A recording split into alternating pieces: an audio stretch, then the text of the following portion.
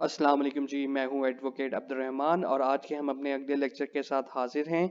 आज का जो हमारा अगला लेक्चर है उसका टॉपिक है substantive and procedural law. Jurisprudence के सब्जेक्ट के अंदर ये क्वेश्चन आपसे पूछा जा सकता है और काफ़ी इंपॉर्टेंट क्वेश्चन है एग्जामिनेशन पॉइंट ऑफ व्यू से। इसके अंदर आपको मेनली इसका डिफरेंस पूछा जा सकता है। इसके इंट्रोडक्शन की तरफ आते हैं, सवाल की तरफ। सब्सटेंटिव लॉ और प्रोसीजरल लॉ, फर्क क्या है दोनों में? इसको अगर हम देखें तो ये इस तरीके से हमें पता चलेगा। किसी भी स्टेट के अंदर जो कि लॉ है वो दो मेन एक टाइप्स के अंदर जो है उसको डिफाइन किया गया है। एक है सब्सटेंटिव और एक है प्रोसीजर। सब्सटेंटिव लॉ जितने भी लॉज हैं आपके, जिस तरह law of contract, property laws, आपका पीपीसी, ये सारे के सारे लॉज जो कि आपके दूसरे लोगों पे या दूसरे लोगों के आप पे राइट्स एंड ड्यूटीज को डिफाइन करे, वो सब्सटेंटिव लॉ है। और अगर आपका कोई राइट इन्फ्रिंज होता है तो उसको हासिल करने के लिए आपको कोर्ट से रजू करना पड़ सकता है। और किस तरीके से आप अपना वो राइट एनफोर्स कर सकते हैं, वो सारे का सारा प्रोसीजर लॉ आपको बताता है। एक एग्जाम्पल देंगे हम यहाँ पे। फॉर एग्जाम्पल, आपका और आपके मालिक मकान का कोई तनाज़े खड़े हो जाता है रेंट के ऊपर। आपने किरायानामा साइन किया 2 साल का, रेंट लिखा आपने 20,000 रुपए। 3 महीने बाद मालिक मकान आपको कहता है कि रेंट जो है वो 40,000 रुपए होगा, जबकि आपके किराएनामे में तो ऐसा कुछ नहीं लिखा हुआ, यानी कि आपके एक हक का खिलाफ वर्जी हो रही है। अब कानून, रेंट लॉज तो ये कहते हैं कि जिस तरह पाकिस्तान पंजाब के अंदर कि रेंट आपका हर महीने साल बाद 10% बढ़ेगा, उससे पहले नहीं बढ़ सकता। ये एक सब्सटेंटिव लॉ है जो कि आपको आपके हक के बारे में बता रहा है। अब अगर इस हक की खिलाफ वर्जी हो गई तो आपने अपना हक और अपना राइट को मेंटेन करना है। उसको मेंटेन करने का क्या तरीका होगा? आप कोर्ट से रजू करेंगे, कोर्ट में जाएंगे, कोर्ट में जाके आप एक एप्लीकेशन देंगे, अपनी एक प्लेंट जमा करवाएंगे, आप एक वकील हायर करेंगे, वकील के थ्रू आप अपनी प्लेंट जमा करवाएंगे। उस प्लेंट को सुनते हुए अगली पार्टी को समन्स होंगे, फिर एक ट्रायल होगा और उसके बाद उसका फैसला सुनाया जाएगा। अब ये जो सारा प्रोसीजर है कि प्लेंट जमा होगी, उसके बाद जो है समन्स होंगे, नोटिस होंगे पार्टीज को, किस तरीके से जो है अगली पार्टी को भी अपना डिफेंस का मौका दिया जाएगा और दोनों के आर्गुमेंट्स होंगे और उसके बाद जज सोल्यूशन सुनाएगा। जो सारा कोर्ट का प्रोसीजर आता है, इसको हम प्रोसीजर लॉ कहते हैं, जिसके जरिए आप अपने राइट्स को एनफोर्स करते हैं। इंट्रोडक्शन की तरफ आते हैं। वही बात कि जी सब्सटेंटिव एंड प्रोसीजर लॉ दो पार्ट्स होते हैं अलग-अलग लॉ के। सब्सटेंटिव लॉ रूल्स हैं सिविल कंडक्ट के जो कि राइट्स एंड ड्यूटीज डिफाइन करता है, और प्रोसीजर लॉ बताता है कि ये राइट्स एंड ड्यूटीज को किस तरीके से जुडिशियल प्रोसीडिंग्स के अंदर हासिल किया जा सकता है। Substantive law and procedure law are two main categories within the law. Substantive law refers to the body of rules that determines the rights and obligation of individuals and collective bodies. जबकि procedure law is a body of legal rules that govern the process for determining the rights of the parties. Substantive law की अगर हम उसकी वजाहत देखें तो ये है, substantive law is a statutory law that deals with the legal relationship between people और the people and the state.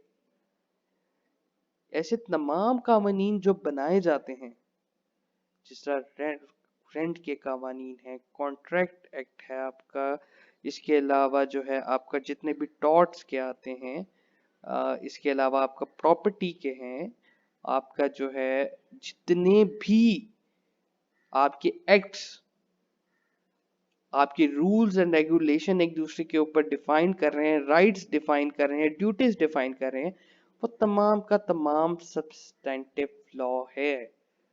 जबकि प्रोसीजरल लॉ तब हरकत में आएगा अगर आपका राइट कहीं पे इन्फ्रिंज हुआ है, मारा गया है, या किसी ने आपके साथ ज्यादती की है, तो तब प्रोसीजर लॉ एक्शन में आता है। वो आपको प्रोसेस बताता है कि आपने किस तरीके से अपनी कानूनी कार्रवाई करके अपने उस हक को हासिल करना है। इसी तरह अगर हम क्रिमिनल की एग्जांपल देखें तो कानून बहुत वाजे है, आपको बता देता है कि क्या चीज गैर कानूनी है। कत्ल करना गैर कानूनी, चोरी करना गैर कानूनी। इसी तरह साथ साथ आपको ये भी बता देता है कि अब चोरी डकैती ये सारी चीजें जो हैं इल्लीगल हैं। अगर आप करेंगे तो आपको इसकी सजा हो सकती है, आपको जेल जाना पड़ सकता है। कत्ल करेंगे तो आपको मौत की सजा हो सकती है। ये तो सारा है हो गया जी सब्सटेंटिव लॉ की बात। अब आप बात करते हैं प्रोसीजर लॉ की कि अगर कोई शख्स किसी की घड़ी चुरा लेता है, गाड़ी चुरा लेता है, कुछ कर लेता है, तो इस जगह पे आपका प्रोसीजर लॉ हरकत में आता है कि आप सबसे पहले प्रोसेस को फॉलो करते हुए एफआईआर दर्ज करवाएंगे। उसके ऊपर इन्वेस्टिगेशन ऑफिसर अपनी इन्वेस्टिगेशन कंप्लीट करेगा। अगर किसी पे शक हो तो उसके खिलाफ इन्वेस्टिगेशन करते हुए उस शख्स के अरेस्ट वारंट्स निकल के उसको अरेस्ट किया जा सकता है। अरेस्ट होने के बाद उस शख्स के खिलाफ ट्रायल होगा और ट्रायल के बाद इस चीज का फैसला होगा कि क्या ये बंदा, ये अक्यूज जो था, इसने ये जुर्म किया है कि नहीं किया। तो जो एक प्रोसेस है ना सारा, एफआईआर दर्ज करने का, अदालत में मजिस्ट्रेट के सामने पेश करने का, और उसके बाद किस तरीके से उसका ट्रायल होगा, किस तरीके से शहादतें रिकॉर्ड की जाएंगी, गवाहियां यानी कि रिकॉर्ड की जाएंगी, किस तरीके से एविडेंसेस कलेक्ट किए जाएंगे, किस तरीके से आर्गुमेंट्स होंगे, आपका जो है एग्जामिनेशन होगी, क्रॉस एग्जामिनेशन होगी, किस तरीके से सारे का सारा प्रोसीजर को फॉलो किया जाएगा, ये सारे का सारा प्रोसीजर लॉ में आ जाता है। Substantive law refers to the categories of public and private law, including the law of contracts, real property, torts, and criminal law. For example, criminal law defines certain behavior is illegal and lists the element government must prove to convict the person of crime. Procedure law जबकि consists of set of rules that govern the proceedings of the court in criminal lawsuits as well as civil and administrative proceedings. The court needs to conform the standards set up by procedural law while during the proceedings. These rules ensure fair practice and consistency in the due process. Sources of procedure law की तरफ अगर हम बात करें तो procedure law established by each individual jurisdiction. जिस तरह हम बात कर लें, हर अदालत की एक जुरिस्डिक्शन होती है। जिस तरह अगर कोई जुर्म पिंडी में हुआ है, रावलपिंडी या इस्लामाबाद में, जैसा इस्लामाबाद की बात करें तो उसकी एफआईआर रावलपिंडी में दर्ज नहीं होगी। उसकी एफआईआर जो उसके जो है वो तरीकाकार बताया जाता है कि उसी एरिया के मुतल्लिका थाने में रजिस्टर्ड होगी। Both the state and federal courts have created their own sets of procedure. रियासत सूबाई हो या फेडरल हो, उसके एक अपना सेट ऑफ प्रोसीजर्स होता है। In addition county and municipal courts, Pakistan में ये आप कह सकते हैं session courts, district courts have specific procedures that must be followed, कि उसका भी एक बकायदा तरीकाकार बताया जाता है कि किस तरीके से आपने उस चीजों को फॉलो करना है। These procedures typically include how cases are filed within the court, किस तरीके से केस कोर्ट के अंदर फाइल होगा, किस तरीके से उसकी हाजिरी होगी, पार्टीज को नोटिस होंगे, और किस तरीके से उस केस से रिलेटेड जितने भी ऑफिशियल रिकॉर्ड्स हैं उनको मेंटेन किया जाएगा। सब्सटेंटिव लॉ के अगर हम सोर्सेस को देख लें तो सब्सटेंटिव लॉ लेजिस्लेचर से, स्टेट लेजिस्लेचर से पास होके वो इम्प्लीमेंट होता है। जिस तरह पाकिस्तान में कानून साज असम्बली है जो कि आपका कानून पास करती है और वो लोगों पे एप्लीकेबल होता है, या सदारती ऑर्डिनेंस के जरिए जो है कानून लागू कर दिया जाता है। अगर हम इसके अब डिफरेंस की तरफ आए तो सबसे पहला डिफरेंस इसकी डेफिनेशन के पॉइंट ऑफ व्यू से देखते हैं। सब्सटेंटिव लॉ की क्या डेफिनेशन है? Deals with those areas of law which establish the rights and obligation of individuals, what individuals may or may not do, जबकि procedural law deals with and lays down the ways and means by which substantive law can be enforced. Powers की बात करें, independent powers to decide the fate of the case, जबकि procedural law में there is no independent power. Application इसको non legal context में apply नहीं किया जाता सब्सटेंटिव लॉ को, जबकि प्रोसीजरल लॉ को can be applied in non legal context. Regulate किस तरह किया जाता है? ये रेगुलेट किया जाता है एक्ट ऑफ पार्लियामेंट या गवर्नमेंट इम्प्लीमेंटेशन के जरिए, जबकि प्रोसीजरल लॉ किसी भी स्टैट्यूटरी लॉ के अंदर पावर्स देके इसको लागू किया जा सकता है, इसको रेगुलेट किया जा सकता है।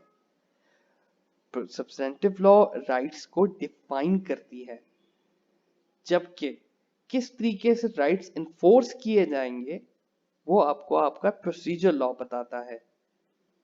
लिटिगेशन की अगर बात करें तो लिटिगेशन के अंदर जो सब्जेक्ट मैटर होता है कि मसला क्या था दोनों पार्टीज के दरमियान में, वो एक मेन मुद्दा क्या था, वो सब्सटेंसिव लॉ का पार्ट है।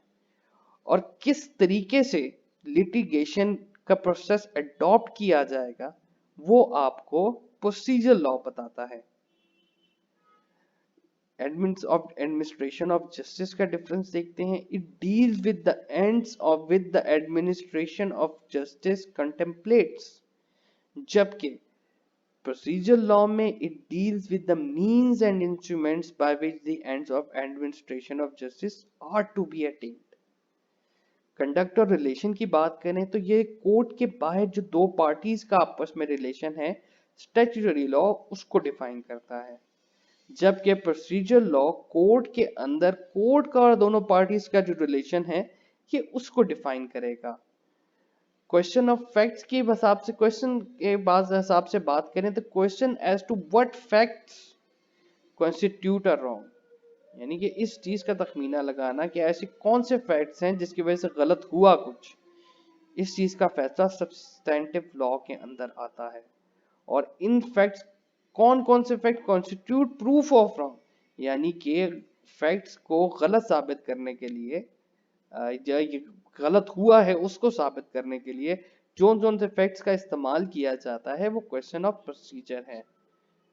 रेगुलेशन ऑफ अफेयर्स की बात करें, it relates to matters outside the court, यानी कोर्ट्स के बाहर के जो मैटर्स हैं उसको डील करता है, जबकि कोर्ट के अंदर के जो मैटर्स हैं वो प्रोसीजर लॉ डिफाइन करता है।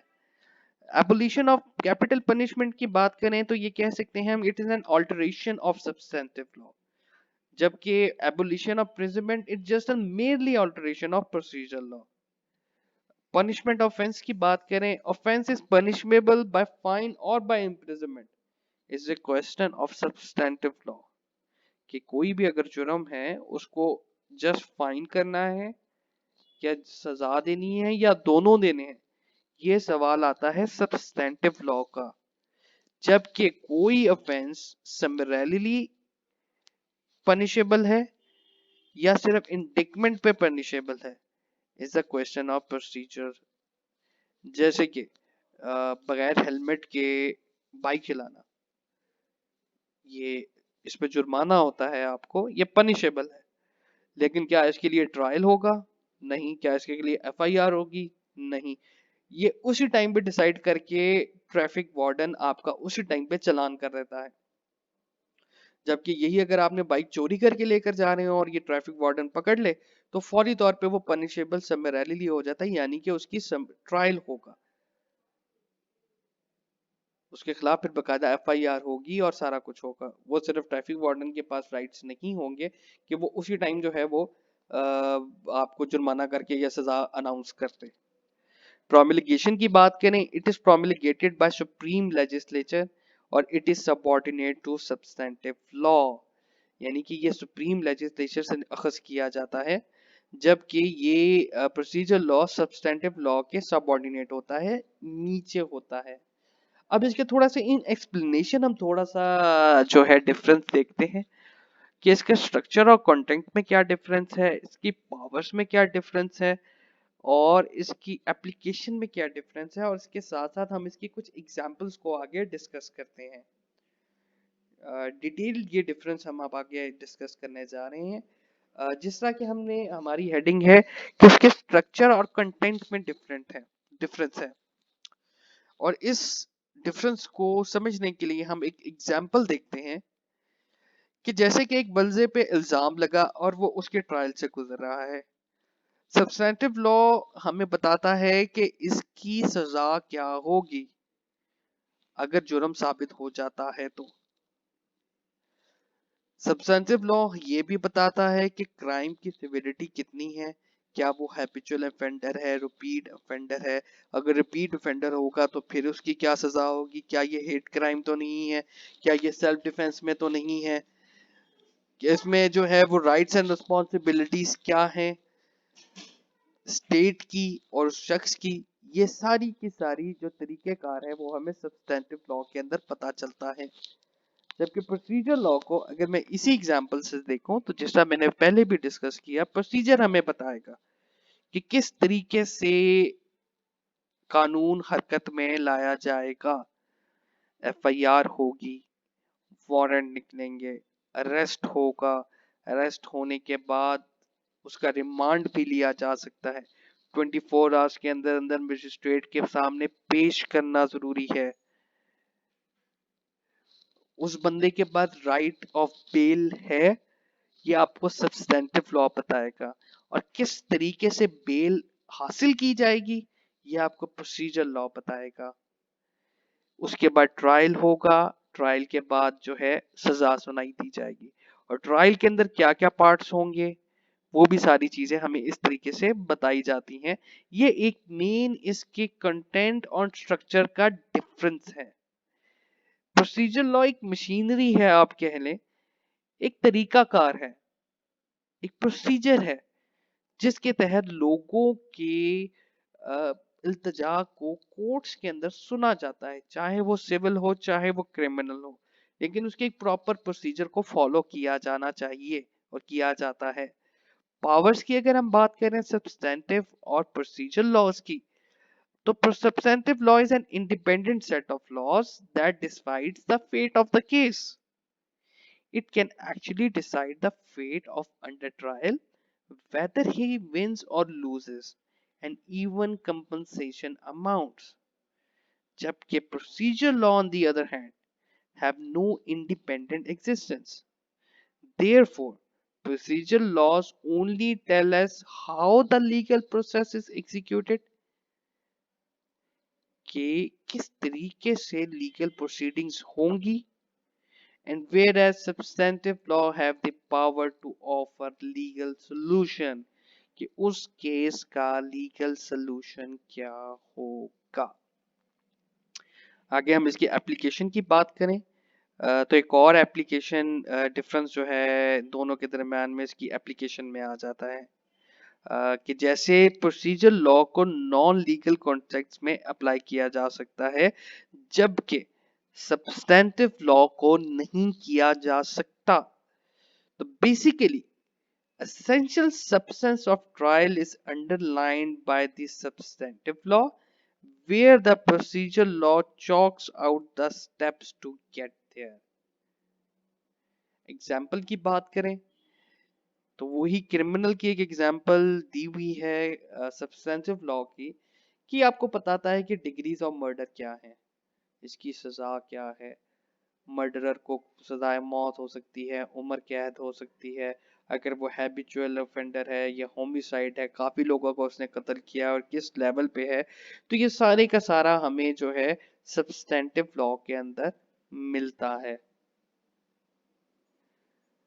जबकि प्रोसीजर लॉ के अंदर हम एक एग्जांपल देखें कि प्रोसीजर लॉ हमें एक टाइम भी देता है। जैसे अगर आपके खिलाफ कोई फैसला हो गया तो आपके पास अपील का एक टाइम है। उस टाइम के अंदर अंदर आपने अपील करनी है। अगर आप अपील नहीं करेंगे तो आपका अपील का राइट खत्म हो जाएगा, वो फैसला आप पे लागू हो जाएगा, क्योंकि वो प्रोसीजर है।